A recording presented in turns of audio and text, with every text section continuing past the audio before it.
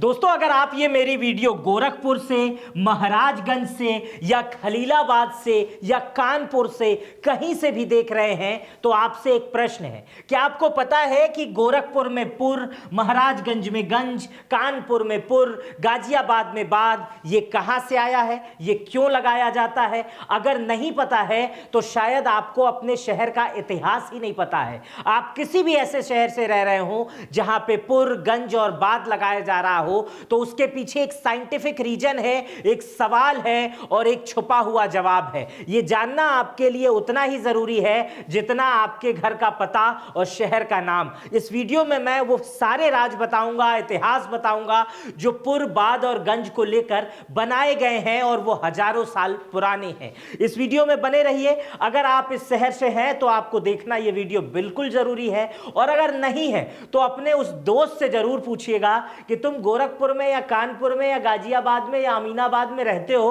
तुमको पता है कि तुम्हारे अमीना के बाद बाद क्यों लगाया जाता है, गाजिया के बाद क्यों लगाया जाता है? ये उससे पूछिएगा जरूर, और आप पूछ तब पाएंगे जब आपको उत्तर पता होगा, और उत्तर आपको यहां पता चलेगा। सबसे पहले मैं आपको पुर के बारे में बताता हूं।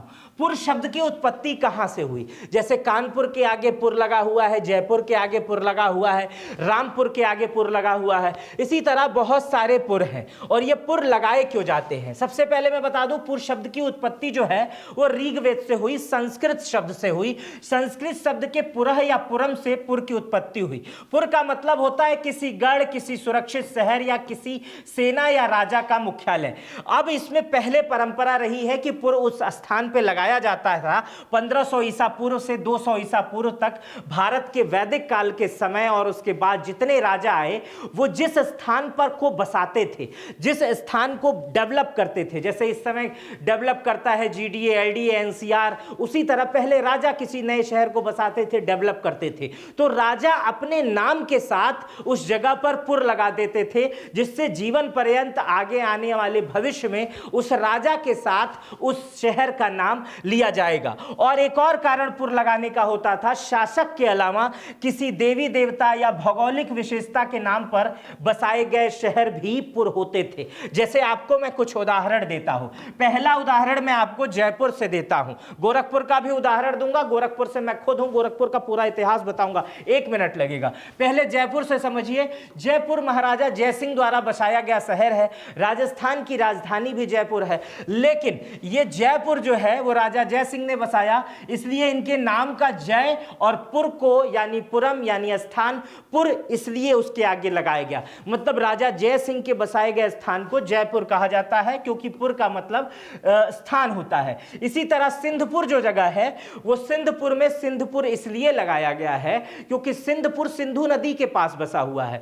तो यानी सिंधु नदी ने सिंधपुर को बसाया है, इसलिए उसका नाम सिंधपुर हो गया। मैंने शुरुआत में ही आपको बताया, किसी वैदिक स्थान, देवी देवता का स्थान या किसी राजा द्वारा बसाया गया शहर, उसके पीछे पुर लगाने की परंपरा रही है। जितने भी पुर लगाए हुए, लगभग पुर लगे हुए चीज हैं, पुर जिस शहर के नाम के आगे लगा है, ऐसा माना जाता है, इतिहास में ऐसा वर्णन है कि उसको हिंदू राजा से संबंधित लोगों ने बसाया है। अक्सर वहां पर हिंदू समुदाय का भी बहुत बड़ा योगदान रहा है। आगे इसको समझते हैं कि प्राचीन काल में गोरखपुर को जो है, कैसे इसका नाम गोरखपुर जो है वो कैसे पड़ा। जैसे गोरखपुर आप पूछ रहे हैं, गोरखपुर में गोरखपुर नाम कैसे पड़ा, तो गोरखपुर को समझने की कोशिश करते हैं।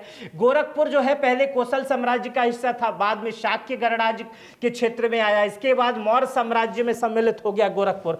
इसके बाद प्राचीन ग्रंथों से जब गोरखपुर को आप ढूंढेंगे तो पता चलता है कि गोरखपुर वो हिस्सा था जहां पर गोरक्षा क्षेत्र या गो अरण्य क्षेत्र कहा जाता था। मतलब पूरे पूर्वांचल जिसे आप कहते हैं, पूर्वी क्षेत्र जो था, उसमें गोरखपुर का हिस्सा जंगलों से लगा हुआ था, और यहाँ के लोग गोरक्षक थे, गायों की सेवा करते थे, गाय पालते थे, गाय से दूध का और घी का उत्पादन करते थे। मध्यकाल में जो यहाँ का धार्मिक महत्व था, लगभग 11वीं 12वीं शताब्दी में गुरु गोरक्षनाथ यहाँ पर आए थे।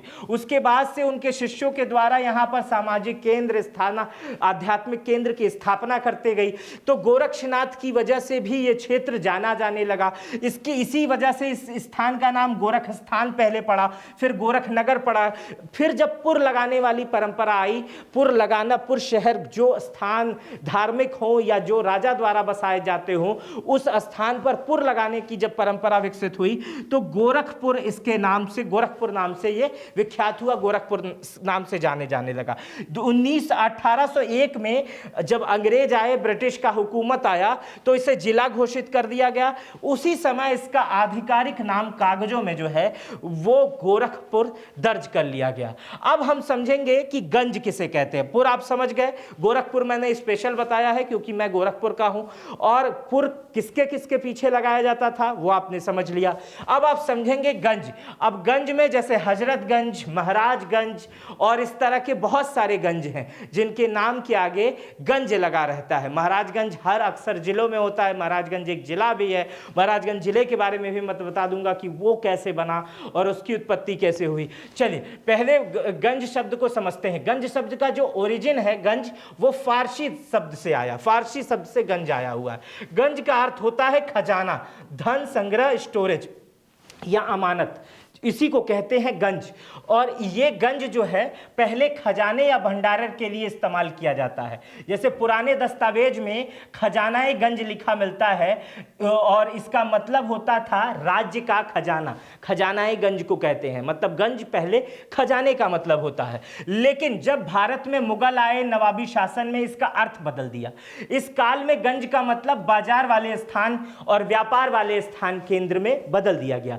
कि गंज का जैसे इस समय बहुत सारे नाम शहरों के बदल जा रहे हैं, बहुत सारे लोग पॉलिटिकल आते हैं, उस शहरों के नाम बदलते हैं, उसी तरह मुगल जब आए तो गंज का जो मतलब है वो उन्होंने बदल दिया कि गंज एक ऐसे स्थान का नाम रहेगा जहां पर व्यापार होगा, जहां पर केंद्र होगा।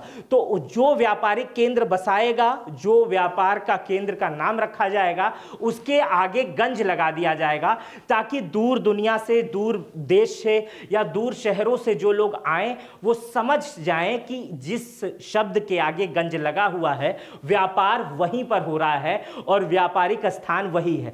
जैसे लोग भटके ना और गंज नाम सुनकर, जैसे सिटी कोई मॉल आप बनाते हो, उसके आगे मॉल इसलिए लिखते हैं लोग कि वो पता चल जाएगा हाँ भाई एक मॉल है, उसके मॉल के नाम के पीछे आप ओमैक्स डाल लो, ओरियन डाल लो, सिटी डाल लो, कुछ भी डाल लो, लेकिन आपको मॉल आगे डालना पड़ता है। उसी तरह उस समय गंज का मतलब होता था कि अगर आप कुछ भी नाम रख लो, अगर उसके आगे गंज लगा हुआ है तो मतलब वो व्यापारिक क्षेत्र हो जाएगा। इसके उदाहरण आप समझिए कि हजरतगंज लखनऊ का व्यापारिक क्षेत्र है, शाहगंज यूपी बिहार में कई जगह बसाया गया है, ये राजा द्वारा बसाया गया व्यापारिक क्षेत्र है। सदरगंज, यहाँ पर सेना और प्रशासन संबंधित चीजें मिलती हैं। इसी तरह चांदनी गंज रॉयल बाजार जहां पर महंगी चीजें मिलती थी, चांदनी जिसके नाम के आगे जुड़ जाता था, वहां पर संबंधित सोने चांदी से संबंधित चीजें मिलती थी। गंज खजाने से शुरू हुआ और बाद में व्यापार का प्रतीक हो गया। तो गंज का मतलब आप समझ गए, लेकिन एक मिनट के रुक जाइए, महाराजगंज वाले जान जाएं कि महाराजगंज का नाम कैसे पड़ा और महाराजगंज जो जिला है उसमें गंज क्यों लगाया गया। तो सबसे पहले प्रागैतिहासिक काल में आपको चलते हैं और इस समय इस जगह को कारापथ क्षेत्र कहा जाता था, इसका नाम कारापथ क्षेत्र है। फिर आता है वैदिक काल, वैदिक काल में रामायण काल में ये कौशल राज्य का हिस्सा माना जाता था। फिर बौद्ध काल में ये कोले गणराज्य के यहाँ पर प्रभाव रहा और नेपाल चूंकि लुम्बिनी क्षेत्र था इसलिए ये प्रभाव और ज्यादा यहाँ पर विद्यमान रहा। मध्यकाल में सल्तनत रही मुगल शासन में, इस समय यहाँ पर व्यापार बाजार विकसित हुए। इसी अवधि में इस नामों के साथ गंज शब्द का यहाँ पर उपयोग होने लगा। इसके पीछे एक बड़ा रीजन था। महाराजगंज चूंकि वर्तमान समय में सोनौली बॉर्डर के पास, ये अंग्रेज आए तो बनाए, बॉर्डर के पास पड़ता है, तो यहाँ पर नेपाली नागरिक भी आते थे और हिंदुस्तानी नागरिक भी आते थे। ये बॉर्डर का क्षेत्र था, तो महाराजगंज एक व्यापार का भी बड़ा क्षेत्र था। नेपाल से मसाले, ऊनी कपड़े और पहाड़ों पर उगने वाली चीजें, इसी तरह इधर भारत से तमाम चीजें जाती थीं और आदान प्रदान होता था, इसलिए इस क्षेत्र का नाम गंज पड़ गया। स्थानीय परंपरा जो मानता है कि ये महाराज अंजन की धरती है और स्थानीय मात्रा के मान्यता के अनुसार महाराज अंजन के ये समय अधीन था, महाराज अंजन के अधीन था और गढ़ भूमि के समय इसका नाम बदलकर महाराजगंज रखा गया, इसलिए क्योंकि ये महाराज अंजन की धरती है। ब्रिटिश शासन जब आया तो ये सीमा महत्वपूर्ण व्यापार का केंद्र बन गई। ब्रिटिश शासन ने ही सोनाली बॉर्डर का निर्माण कराया और स्वतंत्रता आंदोलन में भी ये जगह जो है वो बहुत ज्यादा सेफ मानी जाती थी। अभी भी ये बहुत ज्यादा सेफ मानी जाती है बहुत सारे लोगों के लिए, लेकिन स्वतंत्रता के समय बहुत सारे क्रांतिकारी यहाँ इसलिए रहते थे क्योंकि तुरंत बदल के नेपाल चले जाते थे और अपने आप को सुरक्षित कर लेते थे। 1989 जब आई तो इसको गोरखपुर से अलग करके एक अलग जिला बना दिया गया। अब आपको आगे ले चलते हैं बाद के बारे में। इलाहाबाद का नाम आता है, अहमदाबाद का नाम आता है, यहां तक कि इस्लामाबाद का भी नाम आता है। पहले वो भी भारत का हिस्सा था। तो बाद शब्द किसके बाद जुड़ता है, बाद क्यों लगाया जाता है, ये हम समझने की कोशिश करते हैं। इलाहाबाद तो अब प्रयागराज हो गया, लेकिन ये बाद क्यों लगाना शुरू किया गया इसे समझने की कोशिश करते हैं। बाद का जो मूल रूप है वो फारसी शब्द से आया है। बाद जो है वो फारसी शब्द से आया है। इसका सही उच्चारण होता है आबाद। आबाद मतलब ऐसी जगह के पीछे बाद लगाया जाता है जिससे जो जगह पहले से थोड़ी बहुत प्रकृति के रूप से आबाद हो और उसके बाद से राजा का नाम उसके साथ जोड़ा जाता है, क्योंकि राजा नया शहर बना रहा है और वहां पर आबादी जो है रह सके, इसलिए वहां पर मूलभूत सुविधाएं जो है पहले से होनी चाहिए। पहले से जैसे नदी उसके बगल में रहे, उसके बाद से धीरे धीरे उसे आबाद बनाने के लिए वहां पर मंदिर मस्जिद ये तमाम चीजें बनाते थे राजा। आगे समझते हैं बाद का मतलब क्या होता है। बसाया हुआ शहर, खूबसूरत जगह, खुशहाल नगर, समृद्ध बस्ती। अब आप अहमदाबाद, इलाहाबाद या जिसके नाम के आगे बाद लगा हुआ है, गाजियाबाद, आप पूछिएगा कि आपके यहां बाद क्यों लगा हुआ है। अब इसको समझते हैं। भारत में बाद शब्द का उपयोग जो है चलन में आया 11वीं सदी में। 11वीं सदी में जब तुर्क आए, अफगान आए, उसके बाद मुगल आए, ये लोग बाद शब्द को समझे और अपने अपने अनुसार अपने अपने नामों को बाद के साथ जोड़ते गए। नए शहर के नाम बसाए, उन्हें आबाद किया और इसलिए जो है उसे अपना नाम प्लस आबाद यानी बाद जोड़कर वो लिखने लगे। अब इसके कुछ उदाहरण समझिए कि बाद जो है वो कहां लगाया जाता है। उस समय जो है बाद एक प्रशासनिक शब्द है, सामाजिक और संस्कृति की ये बाद जो है वो पहचान है। ये कहां लगाई जाती है, ये बाद बस कहां लगाया जाता था, कौन से शहर में लगाया जाता था। जिस शहर में बाजार हो, मस्जिद या धार्मिक स्थल हो, किला या सरकारी भवन हो, रहने के लिए बस्ती हो, पानी का स्रोत हो, कुएं हो, तालाब हो, नदी हो, सैन्य चौकी हो, कृषि हो, व्यापार केंद्र हो, ये सारी व्यवस्थाएं जहां पर होती थी वहां पर बाद लगा दिया जाता था। हैदराबाद जिसे कहते हैं, सिकंदराबाद कहते हैं, मुरादाबाद कहते हैं, यहां पर नदियां हैं, तालाब के साधन हैं, आने जाने की सही रूट होती थी, धार्मिक स्थल होते थे, इसलिए इन जगहों को बसाने के बाद शब्द लगा दिया जाता था। आइए मैं आपको कुछ उदाहरण देता हूं। हैदराबाद को समझते हैं। हैदराबाद, हैदर प्लस आबाद, हैदर नाम के व्यक्ति के द्वारा इसे बसाया गया।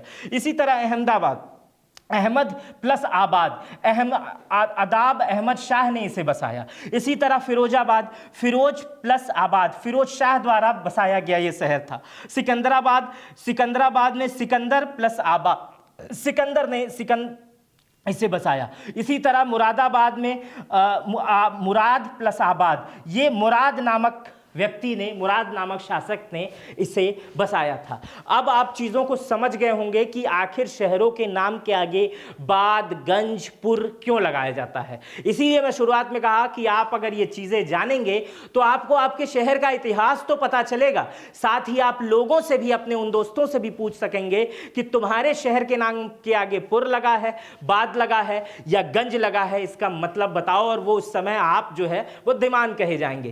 खैर, मेरा नाम मित्र प्रकाश है। इस वीडियो पर अपनी प्रतिक्रिया जरूर बताइएगा। इस तरह से कुछ और सवाल, कुछ और जानना चाहते हैं आप जिससे विस्तृत तरीके से, तो आप कमेंट कर दीजिएगा, मैं उस पर एक विस्तृत वीडियो लेकर आऊंगा। अपना बेहद ख्याल रखिएगा। बहुत बहुत शुक्रिया।